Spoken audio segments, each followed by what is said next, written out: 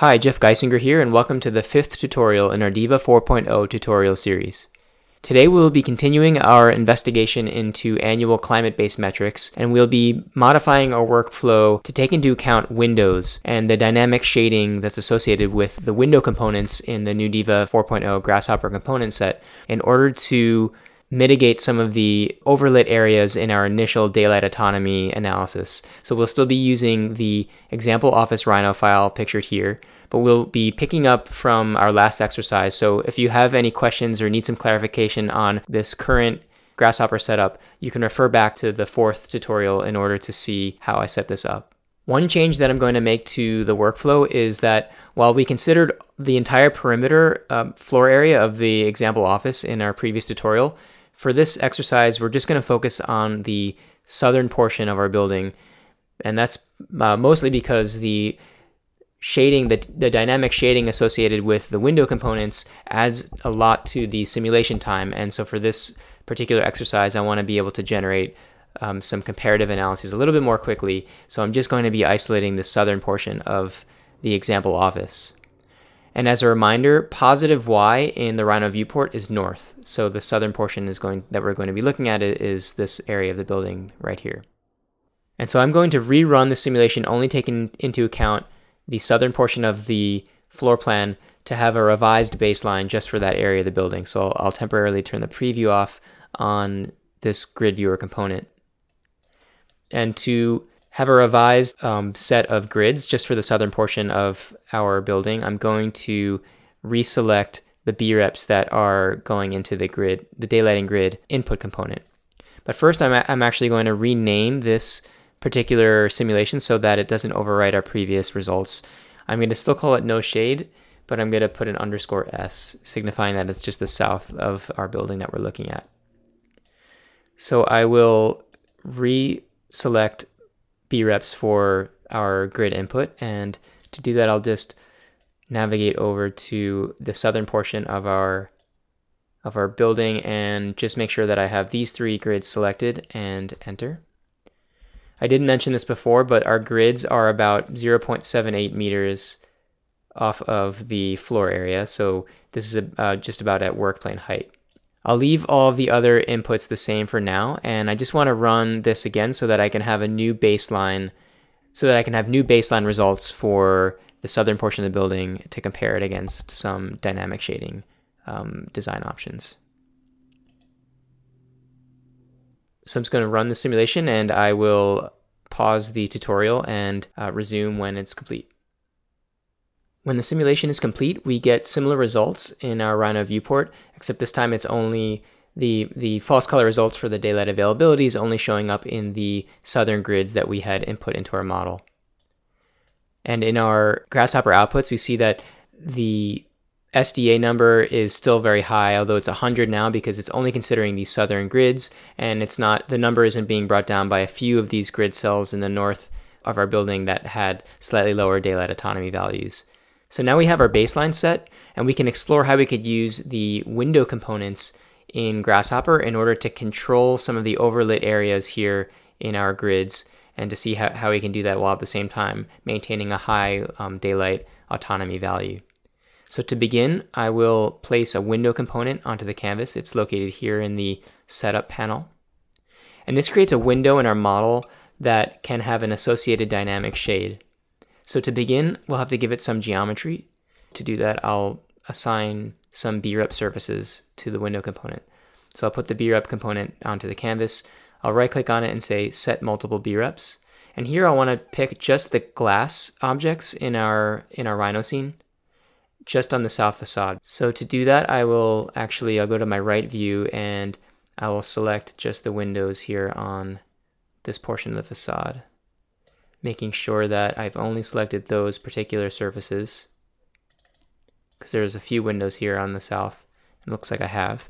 So I'll hit enter, and then the preview of the B-rep component indicates that I've successfully just selected these glazing surfaces on the south of the building.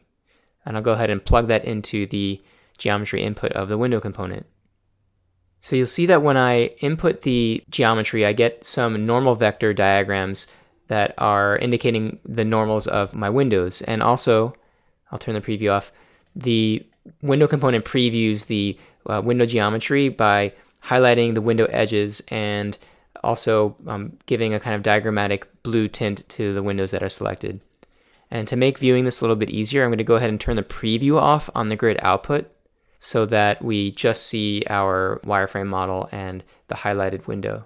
Now there are a few other input parameters for the window component, and we won't go into too much detail on them, but one of them that you see that comes in by default is the material drop-down parameter list. And by default, we have the glazing double pane low E 65 material selected. So this actually is the same material assignment that we had in our Rhino scene, and I'll confirm that. If I go back to the Rhino file and click on Assign Materials, you'll see that the assignment for the glazing is glazing double pane low E. So I just want to make sure that it's the same material, and it is. There are some other inputs. If you zoom in on this component and hover over the plus to expand the hidden inputs, we can assign a lot of information to this window. We can give it a name. We can get more specific about the shade geometry. We could turn the shade off of this window, or we can use the default roller shade, which is what we'll be using for this simulation. So this particular component comes with a shade geometry that has a material assignment to it called roller shade. And you can see that that's checked by default here on the bottom of this list. And this roller shade is essentially a translucent material that has about a 4% visible light transmittance. And we can also assign a type of shade control.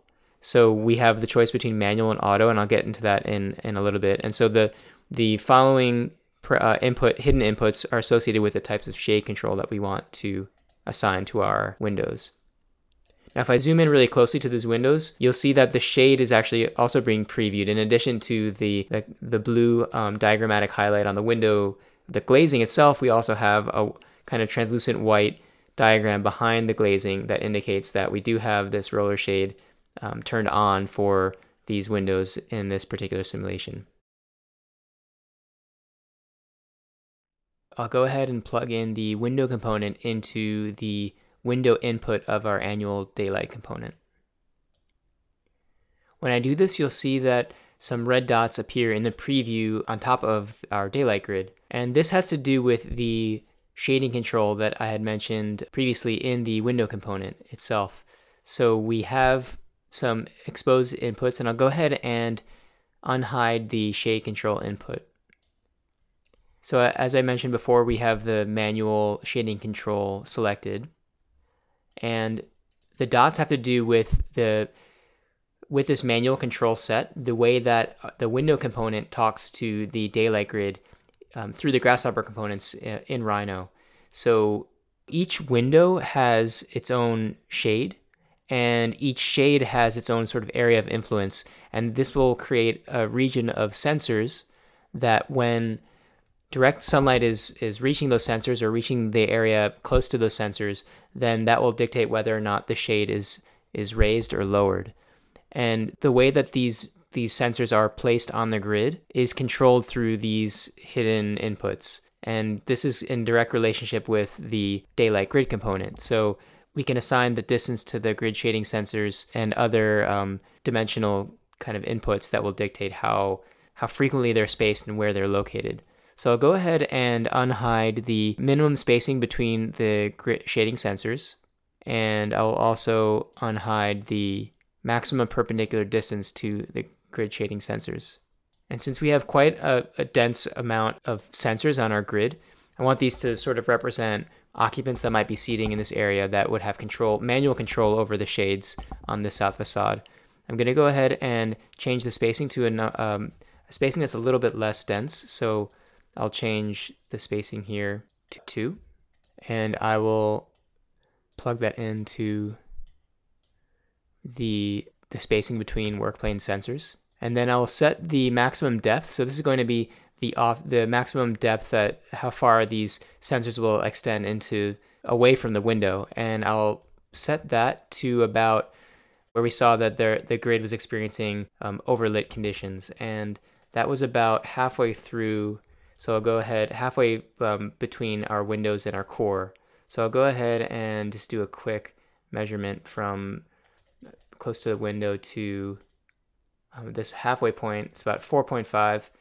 I'll go ahead and just make this 5 meters, so that the area where the sensors will be taken into account will only extend about halfway in between the windows and our core.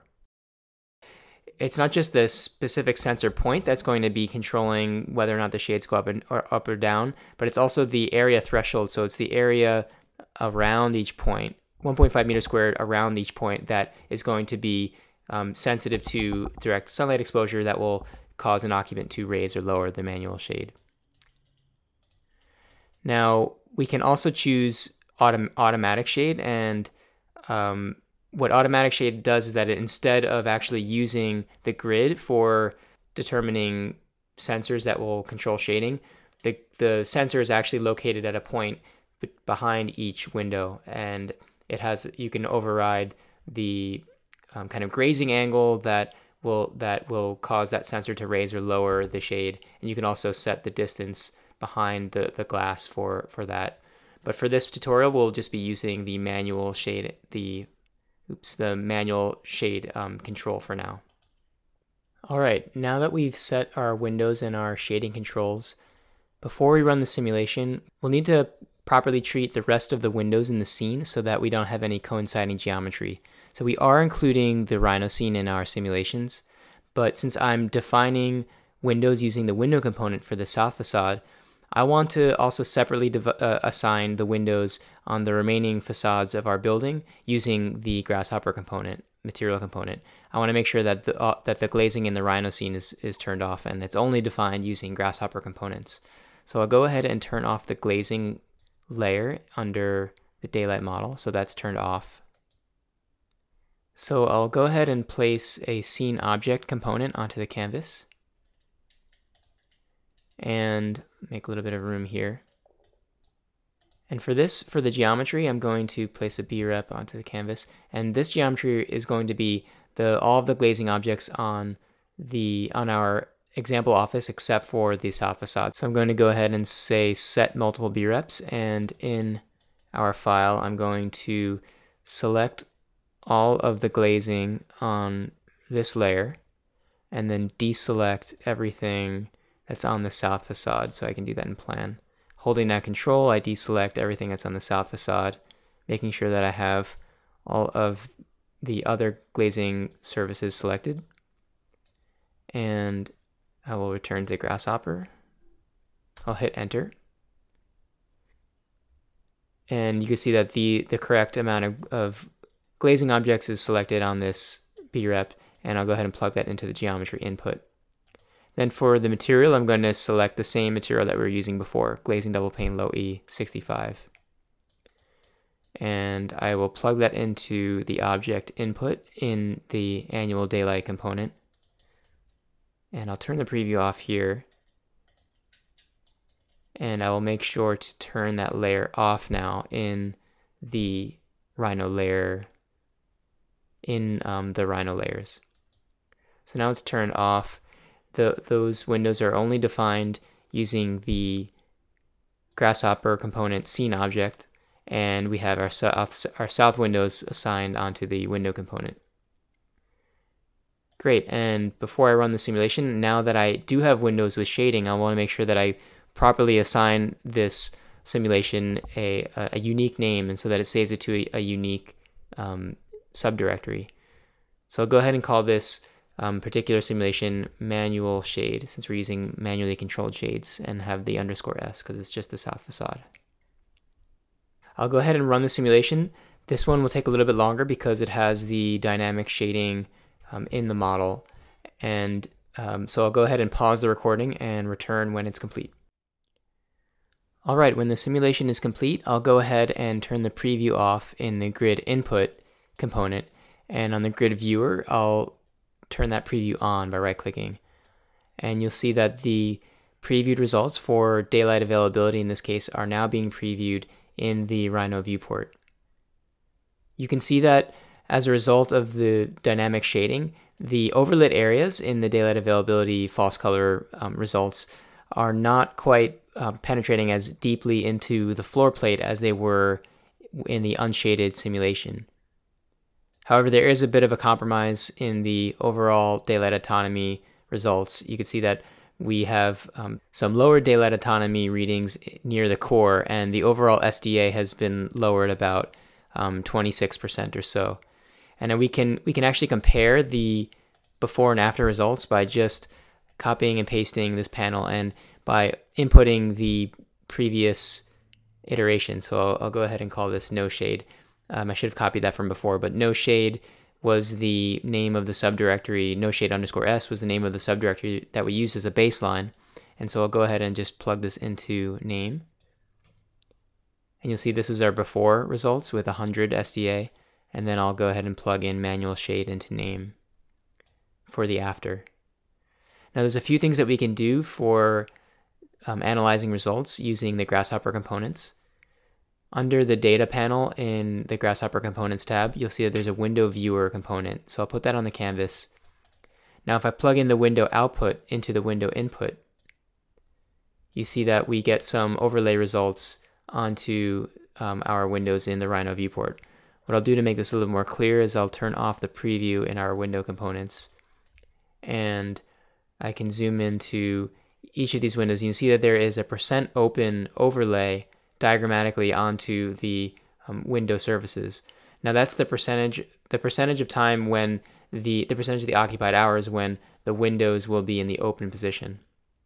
And then we can see that here under in some of these outputs for the window component itself. If I hover over open, you see that the % of occupied hours where the windows are open, and since we have 4 windows, each one is on the same orientation, and so they're all showing 61% in terms of openness.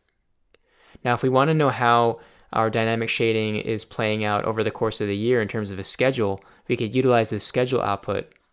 And in the data component panel, under the schedule viewer, we can place that schedule viewer component onto the canvas and plug in the schedule output into the S input.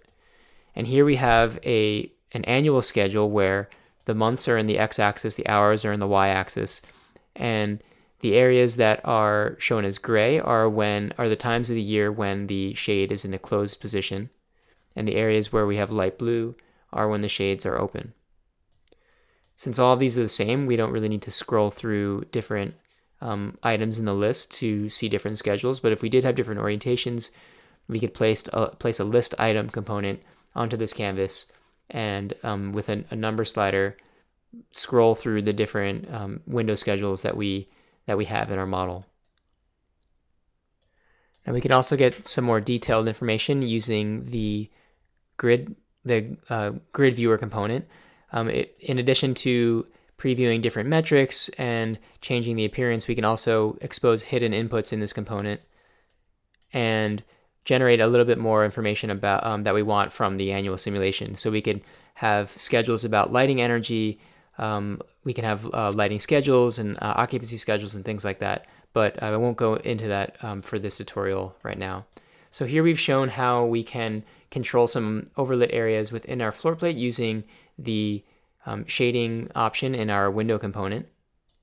Thanks, and please join me in the next tutorial.